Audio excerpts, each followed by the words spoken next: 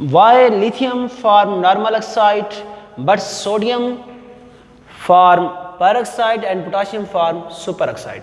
देखिए बेटा सवाल में क्या क्या रहा है आपको, तो सवाल ये कर रहा है कि लिथियम जो है वो नॉर्मल ऑक्साइड बनाता है जबकि sodium peroxide, potassium super oxide. इसकी वजह क्या है, इसको आपने जस्टिफाई करना है। तो पहली बात यह है बेटा कि फॉर्मेशन ऑफ ऑक्साइड जो है, फॉर्मेशन ऑफ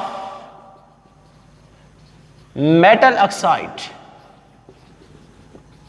ये किस पे डिपेंड करता है बेटा? ये डिपेंड करता है रिएक्टिविटी ऑफ मेटल। क्लियर हो गया? देखिए ना, फॉर्मेशन ऑफ मेटल ऑक्साइड ये किस पे डिपेंड करता है? Reactivity of metal. अब देखें, अगर हमारे पास रिएक्टिविटी ज्यादा है, अगर हमारे पास क्या है, रिएक्टिविटी ग्रेटर है, रिएक्टिविटी ज्यादा है, तो ये किसको फेवर करेगी? ये फेवर करेगी पेरोक्साइड को या फिर फेवर करेगी सुपर ऑक्साइड को। अगर हमारे पास रिएक्टिविटी लेस है, अगर हमारे पास क्या है, रिएक्टिविटी लेस है, तो बेटा ये फेवर करेगी किसको? नॉर्मल ऑक्साइड को। अब जरा सोचें कि आपको जो 3 स्पीशीज दी गई हैं, लिथियम दिया गया है, सोडियम दिया गया है और पोटाशियम दिया गया है। जरा सोचो, देखो लिथियम टॉप पे है, इसके बाद सोडियम है, फिर पोटाशियम है।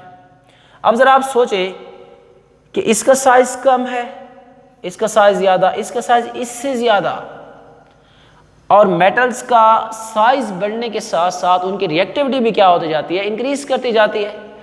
तो आप जरा खुद सोचें, क्योंकि लिथियम का साइज कम है तो इसकी रिएक्टिविटी जो है, इसकी रिएक्टिविटी क्या होगी? लेस होगी। अब जरा सोचें बेटा, लेस रिएक्टिविटी, ये देखें लेस रिएक्टिविटी किसको फेवर कर रही है? लेस रिएक्टिविटी फेवर करती है नॉर्मल ऑक्साइड को। देखिए ना, लेस रिएक्टिविटी नॉर्मल ऑक्साइड को फेवर कर रही है।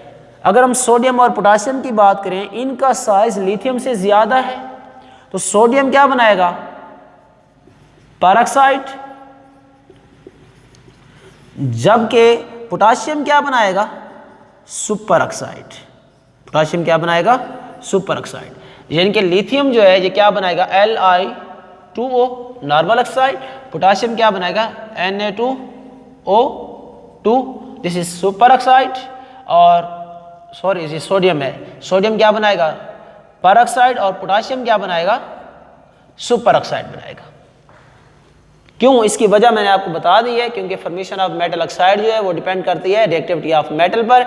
लिथियम की रिएक्टिविटी लेस होती है और बाकी की रिएक्टिविटी ज़्यादा होती है, और लेस रिएक्टिविटी फेवर करती है नॉर्मल ऑक्साइड को, जबकि ज़्यादा रिएक्टिविटी जो है वो फेवर करती है किसको? पेरोक्साइड या फिर सुपर ऑक्साइड को। समझ आ गई है? अब चलते हैं कि आपने इस सवाल को लिखना कैसे, इस सवाल के आंसर को आपने लिखना कैसे, ज़रा देखते हैं इसको। फर्स्ट ऑफ ऑल आपने हेडिंग डालनी है रीजन की।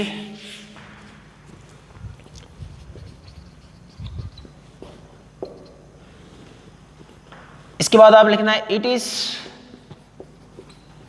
Due to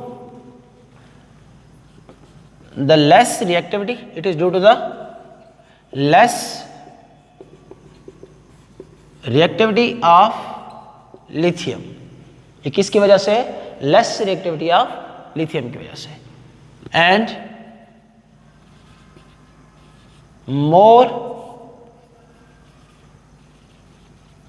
reactivity of sodium and potassium. अब फिर इसके बाद आपने एक्सप्लेनेशन की हेडिंग डालनी है, और एक्सप्लेनेशन में आपने क्या लिखना है? आपने लिखना है फॉर्मेशन ऑफ मेटल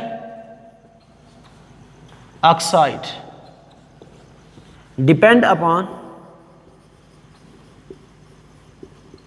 किस पे डिपेंड करती है बेटा? Formation of metal oxide depend upon metal reactivity, metal reactivity. फिर आपने ऐसे स्टार लगा देने, मोर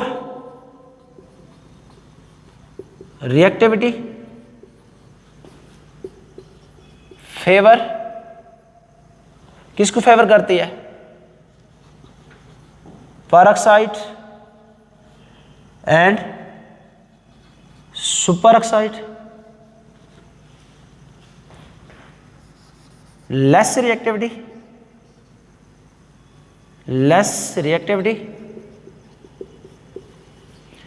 फेवर नॉर्मल ऑक्साइड। देखिए लेस रिएक्टिविटी किसको फेवर करती है? नॉर्मल ऑक्साइड को, जबकि मोर रिएक्टिविटी किसको फेवर करती है? पर oxide and super oxide. Hence lithium has less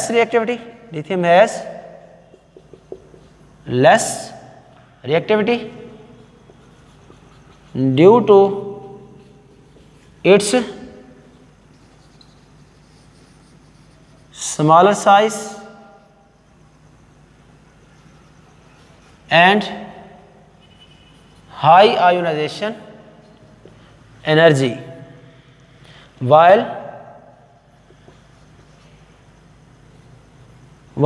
sodium and potassium has greater reactivity due to their larger size than that of lithium। फिर लास्ट पे आपने क्या लिखना है? Due to this reason lithium form normal oxide while sodium form peroxide and potassium form superoxide। और इनके formula लिख देने Li2O, फिर Na2O2 और साथ क्या लिखना है? KO2। क्लियर हो गया ना? चलें जी।